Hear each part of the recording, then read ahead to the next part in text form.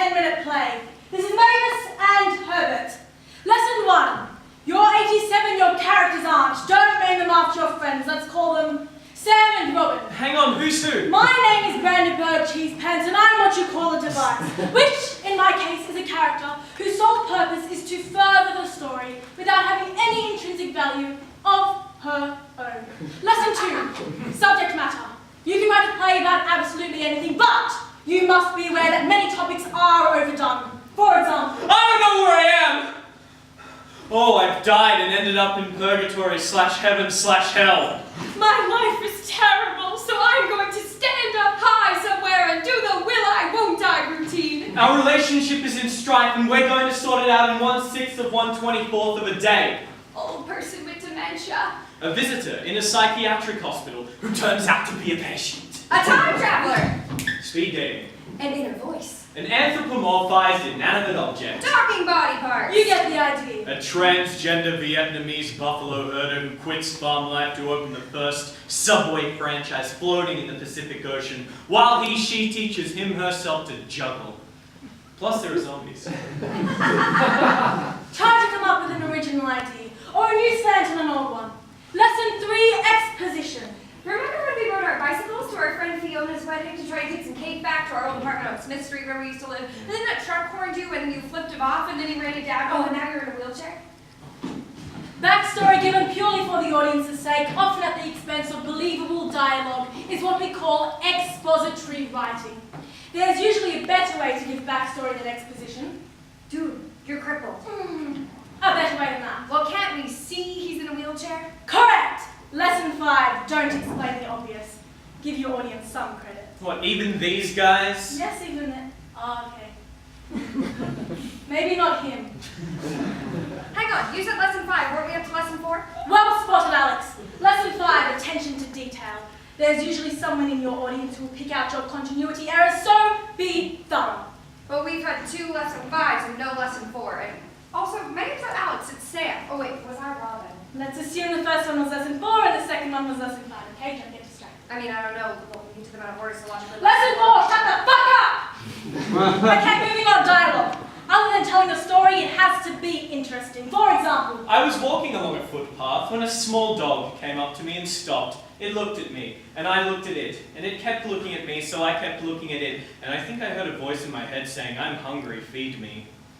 that dialogue could put a 12-year-old with ADHD to sleep after a linear breathing 200-litre tub of red cordial or set him on fire.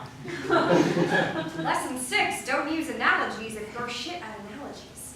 Okay then, sweetheart, let's hear your version of the dialogue. Fine. As I meandered through the suburban nightmare that is my hometown, a small dog stopped by my feet at my approach. His lonely puppy dog eyes bore into my soul, and I could feel his thoughts penetrate the deepest depths of my psyche. Well, we hadn't quite reached the how to avoid flowery prose because it makes you sound like a total wanker part of the show, but it's good to get it over with. The dialogue has to be authentic as well as interesting. If your character is a 75-year-old man, he's not going to speak like, "Hey bro, why don't you let's stand the besties, roll some J's and get our grill on?" not very convincing, right? In the wider scheme of things, avoid what we call talking heads. I saw you flirting with him last week. You sat opposite him in that cafe and laughed at everything he said. How could you betray my trust? It was not what it looked like. Billy Ray has been going through such a hard time since his brother ran off with his wife. Honey, there is a difference between consoling someone and acting inappropriately. You crossed the line. Blah, blah, blah. It was an innocent coffee. Blah, blah, blah. Who cares? Dull, right? If you want to talk about the past, write a short story. Theatre's about what's happening in the present, e.g. I know you're sleeping with her. No, I never did. Oh! Well, guess what, you bastard? So am I! Much more entertaining. My mother felt that one. Cry, baby. Okay, moving on, next lesson, the fourth wall. This is the imaginary division between the actors and the audience. By breaking the fourth wall, you can destroy the illusion of reality, but you can have fun involving your audience.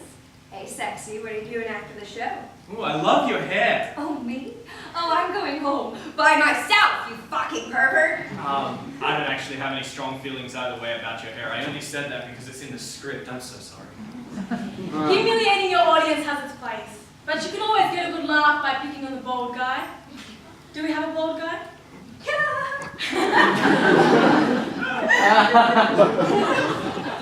See, good harmless fun. But God forbid, if you ever do that to a bald woman, if you're going for the Schadenfreude angle, certain targets are way off limits. If you pick on a gay, you're a homophobe. A woman, a misogynist. An Asian, a racist. A fat person, and you're just a heartless bastard.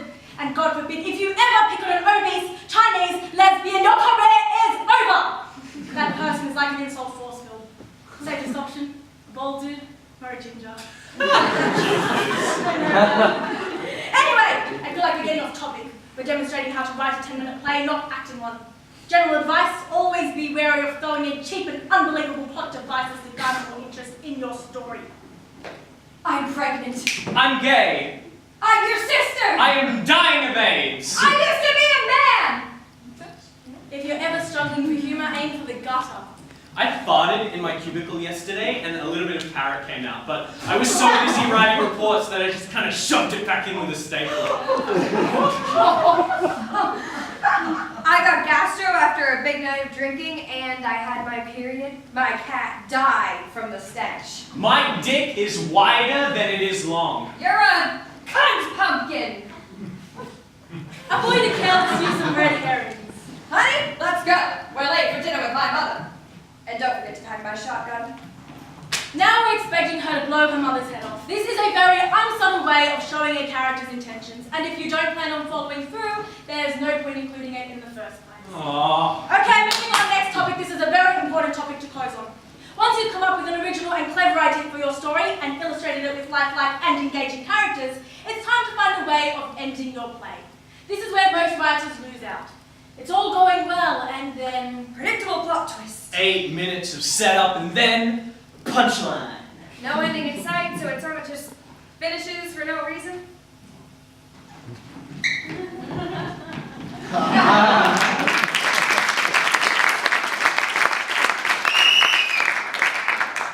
do you seriously think we'd do that to you? It can end on a cliffhanger, such as... It's the red one! No, it's the green You one. have 3 seconds to go, just cut one! Okay, here goes. And curtain! You don't find out what happens, but it's still a real ending. Most plays finish with a resolution, a clear conclusion to the story so far. But this play has no story. How do you conclude a non-existent story? We can all start singing. What if one of us turned into a zombie? But what is with you and zombies? The problem we face is that there was no setup. Lesson 14, always have a setup. Now we're forced to do something completely unexpected. But we already tried the ending for no reason. You there! You're the only one who can help us out with this. Join